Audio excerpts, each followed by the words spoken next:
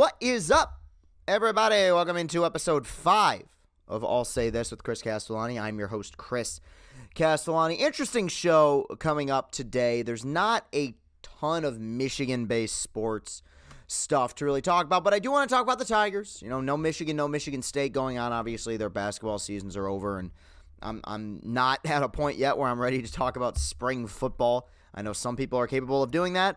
I am not one of those people necessarily, but I want to talk about the NCAA tournament, what I saw over the weekend, because I feel like I have some interesting takes regarding the direction that college basketball is going in, and they may be polarizing takes, but I don't know, I guess I live to be polarizing. But real quick, I just wanted to clarify, I got a few comments about this regarding, the future of this show as a podcast. The podcast is coming. We are going to get there. It will be on Apple Podcasts and hopefully Spotify as well. When that happens, I'll let people know, but this is also going to stay a show. It will remain as part of a visual medium here on YouTube. That's not going to go away, but we want to expand. We want to expand our platforms.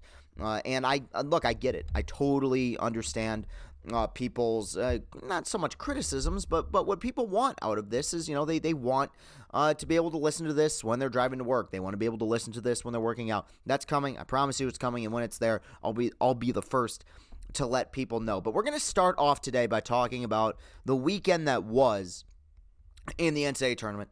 The Final Four is set, and if you are somebody who's in charge of marketing for college basketball, I don't think you could ask for anything more. Duke, North Carolina, Villanova, and Kansas, four of the most storied programs in college basketball history. And obviously the money beat here is you got Duke UNC in the Final Four in Coach K's last year. I mean, it couldn't have lined up any better for those two teams to be going up against each other in this season. Really a pretty amazing story, and I know it's easy to hate Duke, and I'm not going to act like I like Duke, but here's the truth, man. More people are going to watch because those teams are in it. You know what? And this might have changed. You know what the most watched Final Four was, I think in my lifetime, again, subject to change, it was 14 years ago, was 2008. And why was that the most watched Final Four ever?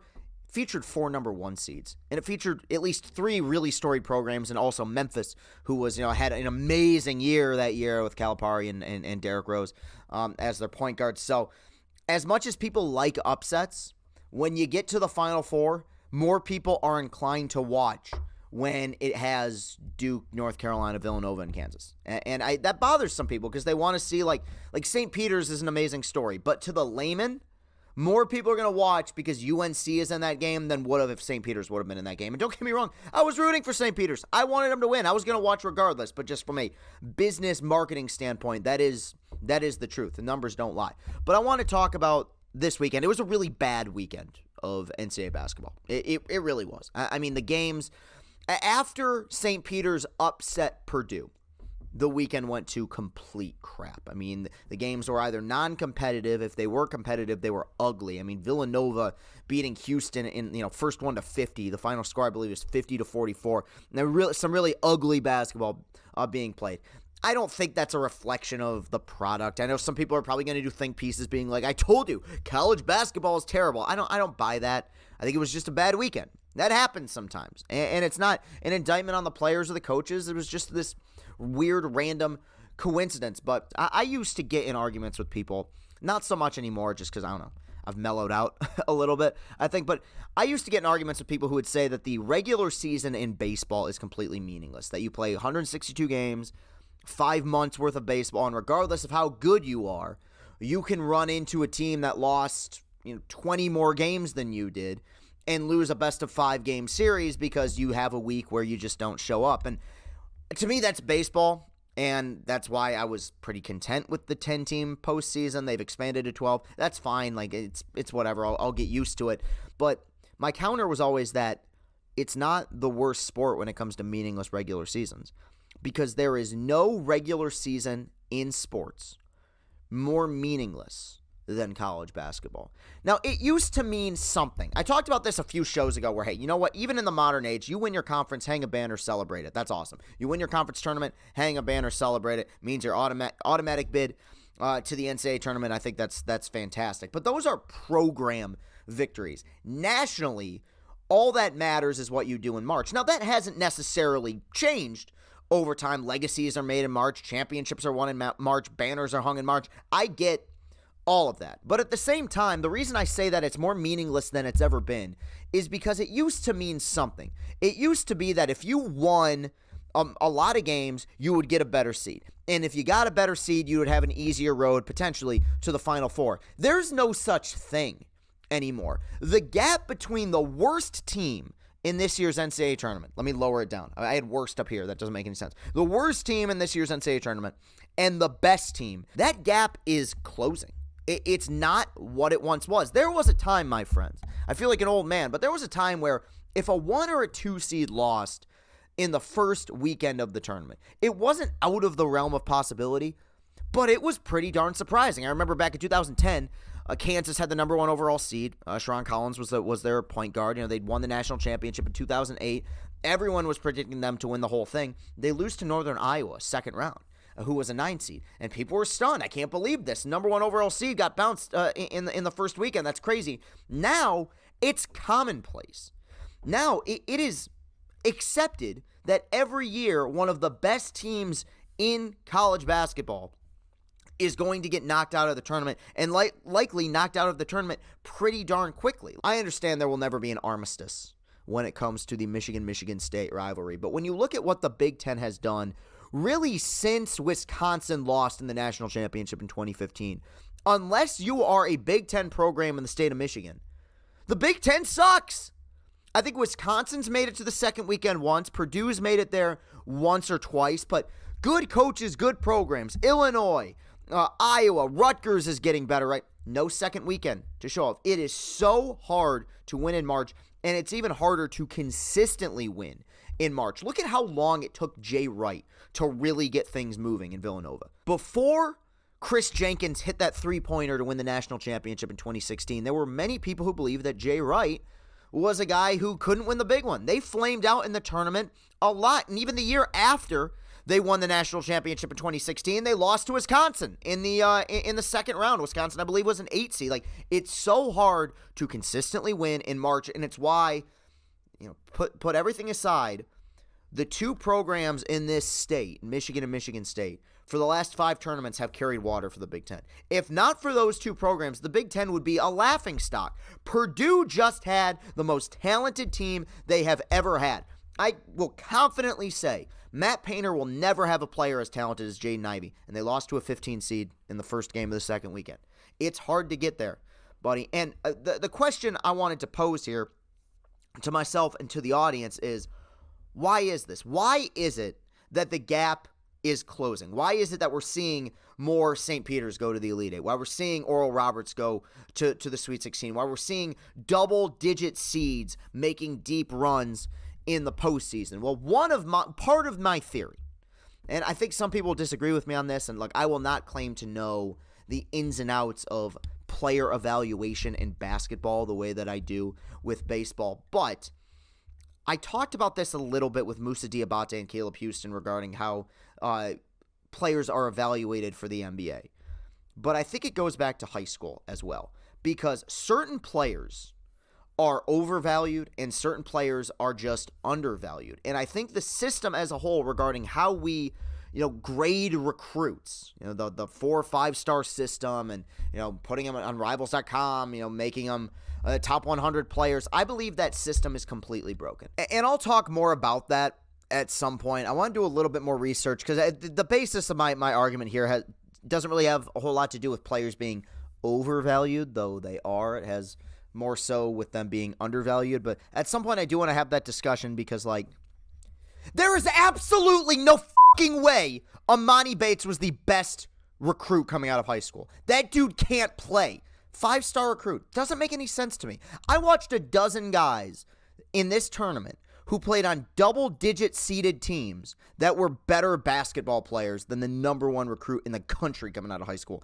Doesn't make any sense. But it's not so much about overvaluation, because as I said on my last show, I would much prefer to recruit 4 and 5-star guys. It's way easier. Go where the talent is, recruit the talent. That's totally fine. But I think the reason why we're seeing so many teams that people don't think much of, or people are predicting to get bounced early, make deep runs into the tournament, is that I think players at certain points become undervalued.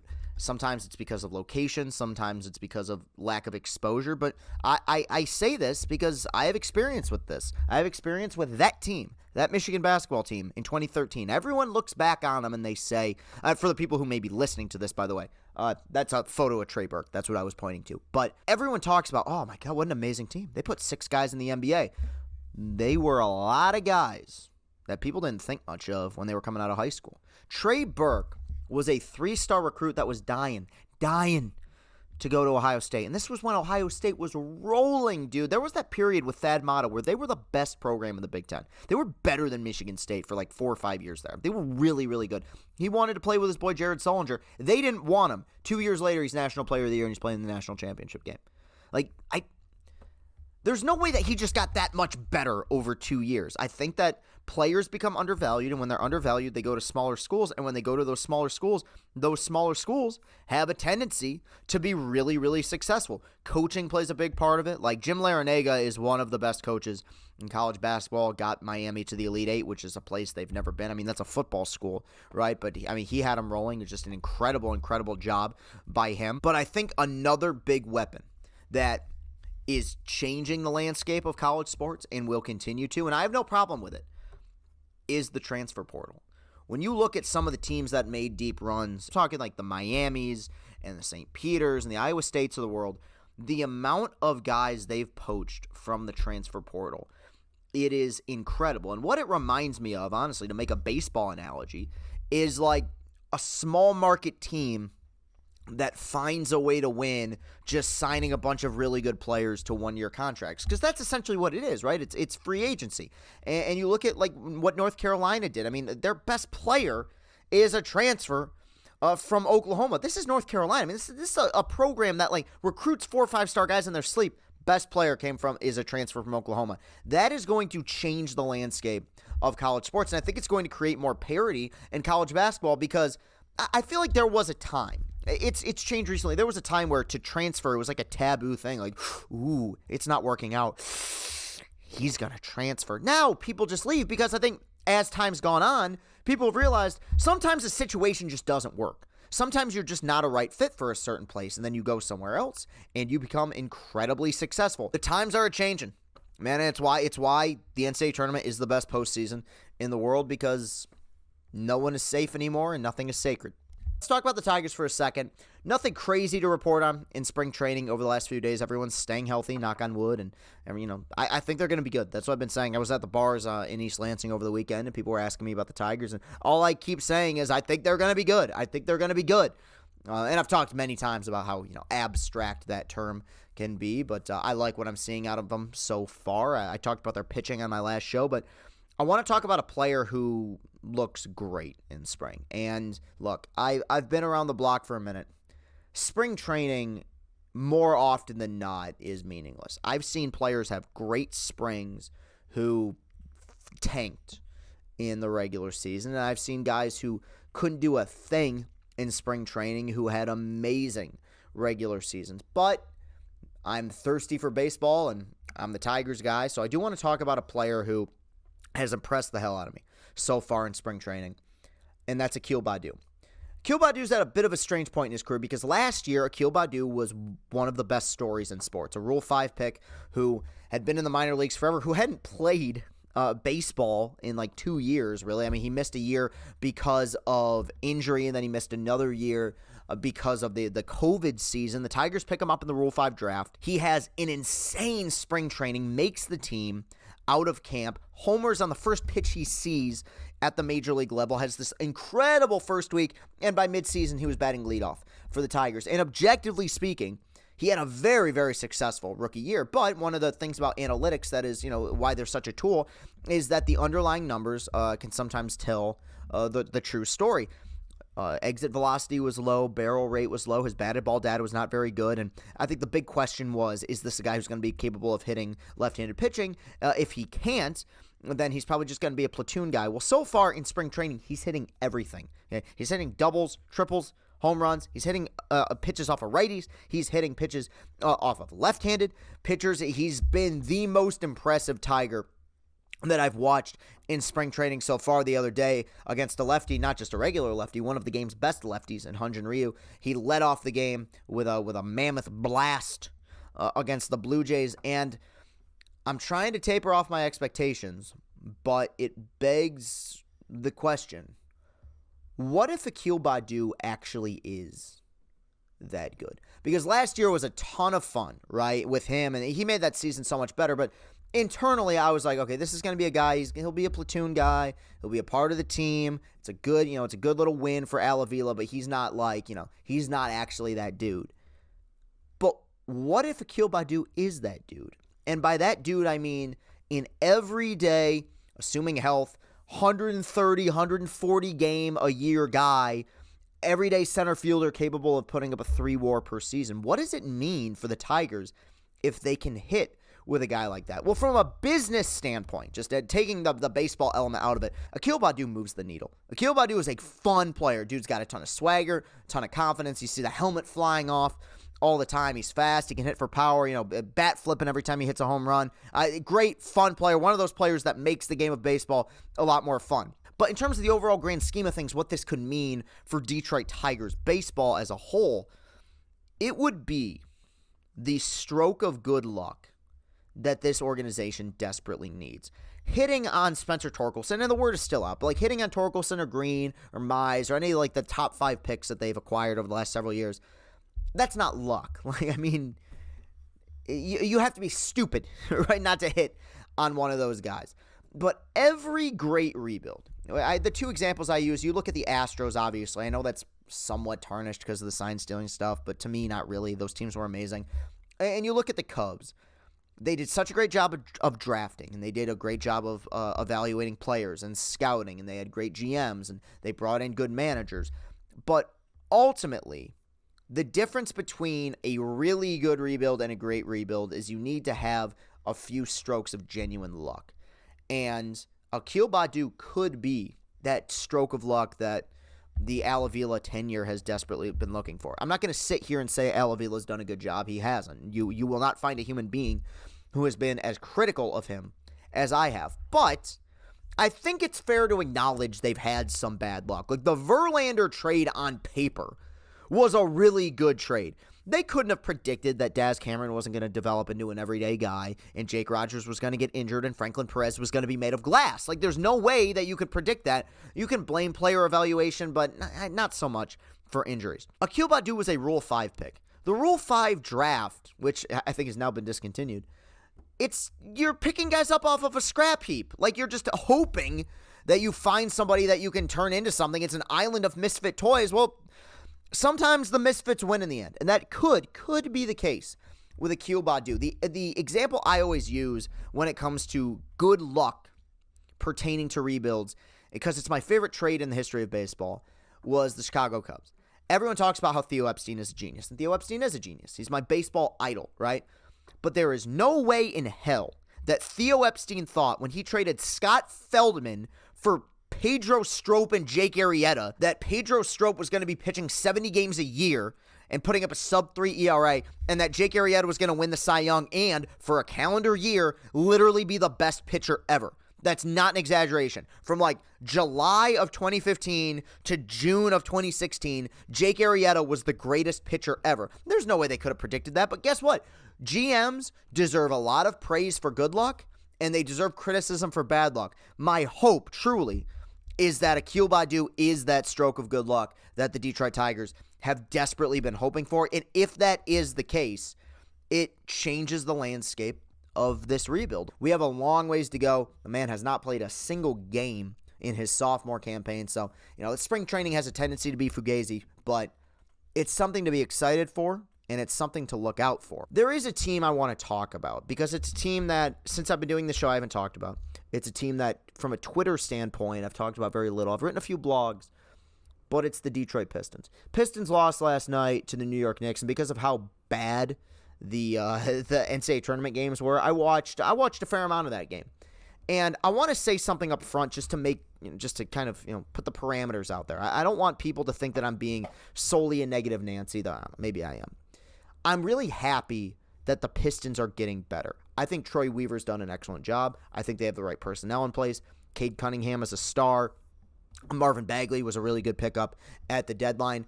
They're finally moving the needle. They've been stuck in one gear forever, and they're finally kind of moving out of it. I'm very happy that they're moving out of it. And you guys know how I feel about the Tigers, that a 85-win Tigers season would bring me to tears. An 11-win Lions season in which they win a playoff game would be very exciting for me. Michigan basketball, Michigan football, those speak for themselves. I would get excited about those. And I'm trying so hard to be excited about the Pistons. And I've just had to come to terms with the fact that I don't think I'll ever love the Pistons again. Now, don't get me wrong.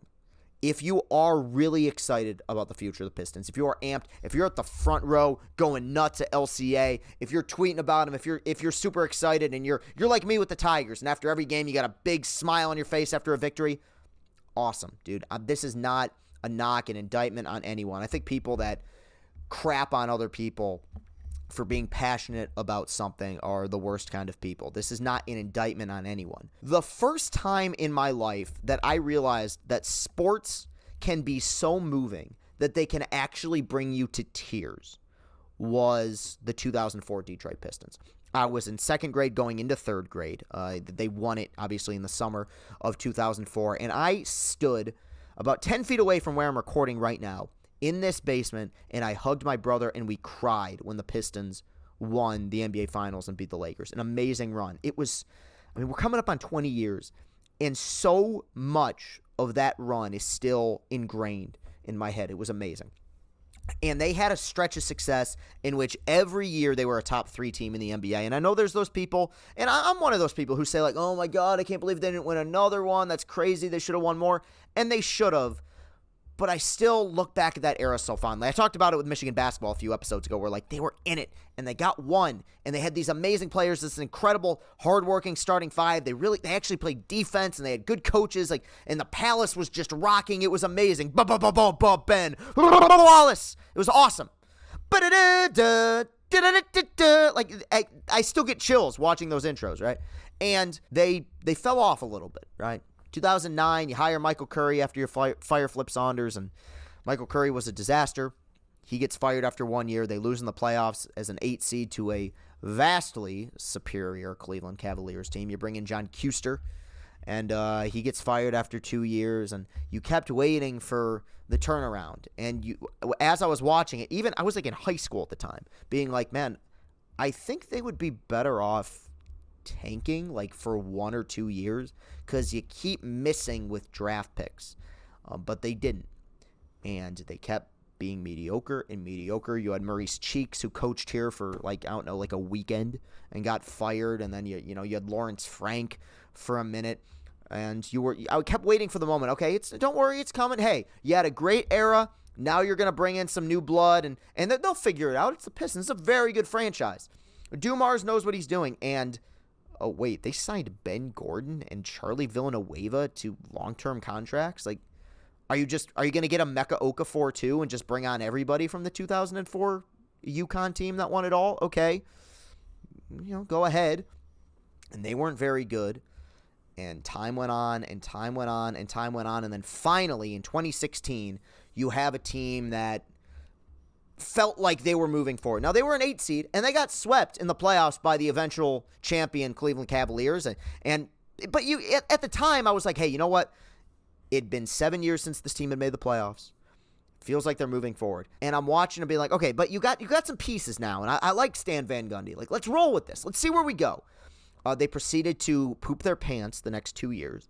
They traded for Blake Griffin, and I was actually excited about that. I'm like, okay, you're sacrificing your future, but that's fine. I want a good basketball team in Detroit again. I like Blake Griffin quite a bit. I remember the lowest point to me that any Detroit sports organization has had since the Lions went 0-16 was Blake Griffin carried that entire team on one leg to the postseason.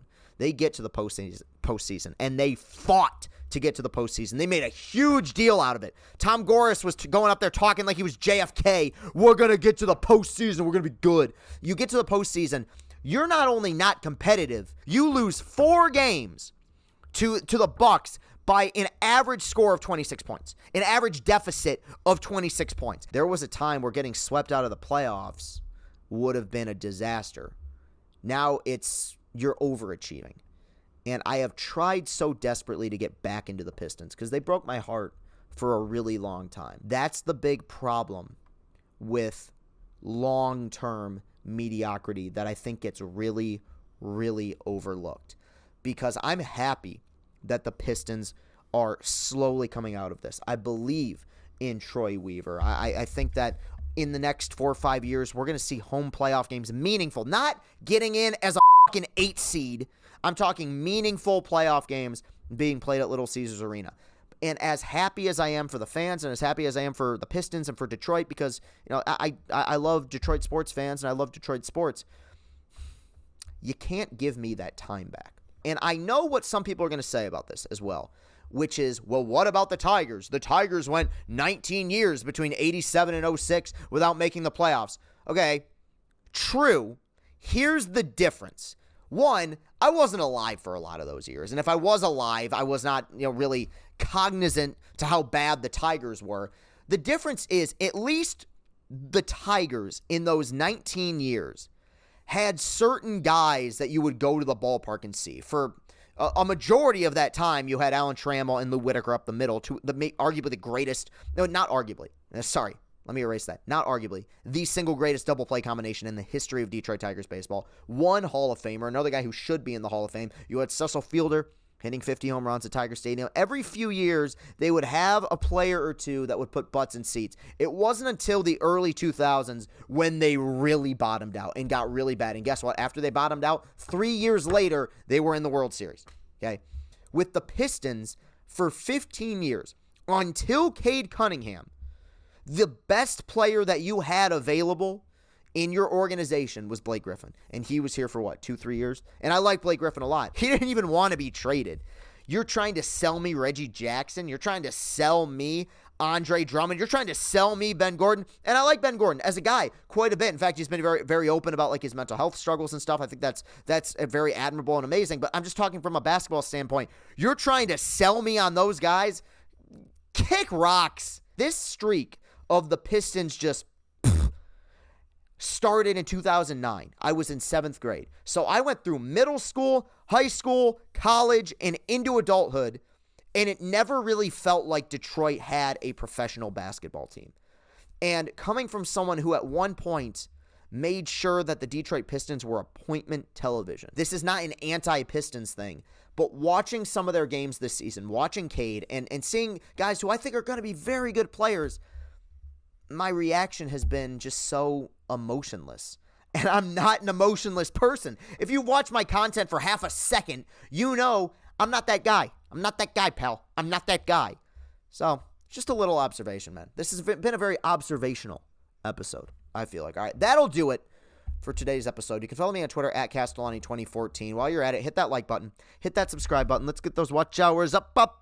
Thank you so much for watching, everybody, and sticking with me. Spread the word. Make sure to let people know that this is good. We'll be right back here on Friday with another episode. Thank you so much for watching, everybody. Have a great rest of your day. Peace and happiness.